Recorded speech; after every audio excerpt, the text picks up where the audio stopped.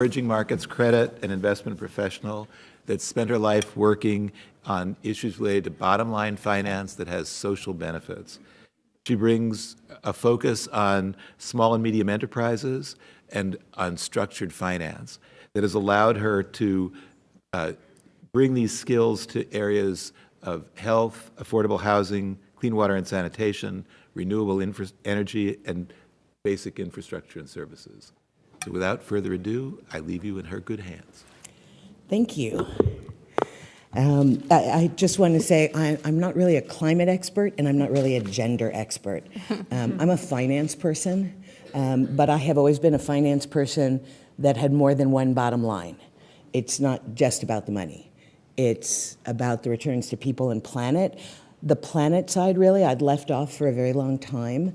And actually, part of the reason I'm here today is that I started a public benefit corporation a year or so ago called Resilience Resources that focuses on long-term finance and governance around the intersection of climate resilience and social resilience, because I'm not saving the planet for the cockroaches. Really, I have been in it to improve the quality of life for all of us ever since I started out.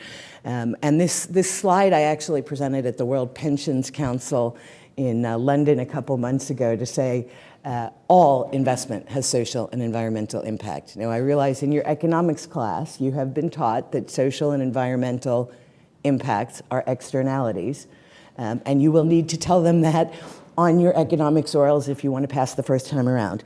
But negative externalities are risks that you're ignoring, and they could cost you money and potentially lower your returns. Positive externalities are opportunities you're ignoring to boost your returns, tangible and intangible, and make the planet a better place than it started out. Because I'm not an expert, I wanted to address the questions the panel had been posed. You can't read the slides, but I've turned them in so you can have them later. What drives this public-private finance gap? How do we get to the $100 billion a year?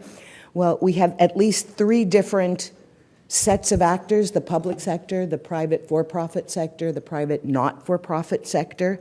Lots of misconceptions within each group about what the other groups are, who they are, what they care about. Also something related from neuroscience called the negativity bias. Because in evolutionary times, if a saber-toothed tiger was chasing you, you needed to run, and the next time you saw that tiger, you needed to get out of the way quickly. It only takes 3 to 6 negative events for us to internalize forever that lesson. But it takes something like 30, 40 positive events to counteract it. So really, and added to that, personal and organizational interests often preempt collaboration. I'm happy to say that's changing rapidly. Everybody wants to partner and collaborate with everybody else. We're just figuring out how to do it and what that looks like. My advice on that is question the assumptions and then question the definitions, because we all need to be on the same page and working toward common goals. And even when we think we are, honestly, even when I'm working with my own staff, we're using words in different ways. So clarity around what we're saying is important.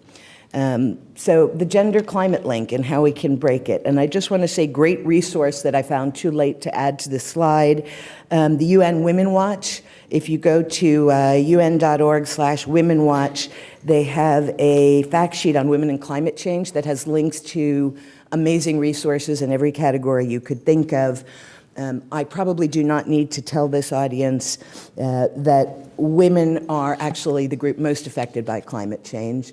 And that is because the physical effects hit first on women and on children and seniors, but women are the ones who care for them. We are most of the agricultural workforce in most of the world, and on top of working in the fields, women are going out in the morning to get water. They're worried about food security. There's less food when there's less water. I personally, despite what I've been doing, was astonished by the link there. And so 3 not quick fixes, but meaningful asks. If you're designing a project or looking at a project, where are the women in it? Where are the gender-sensitive issues? Next big one, gender-segregated statistics. If we lump everybody together, we don't know when women are receiving more or less resources than otherwise. And the third is gender inclusive governance. I do a lot of work in governance. I sit on a lot of boards. I am very frequently the only woman on those boards. If we don't have a say in how things are run, how do we change how they're run? Those are my 3 slides. I think I have 10 seconds left. I would just add, I went to the Bologna Center as an undergraduate, and I am a Syce-Wharton graduate.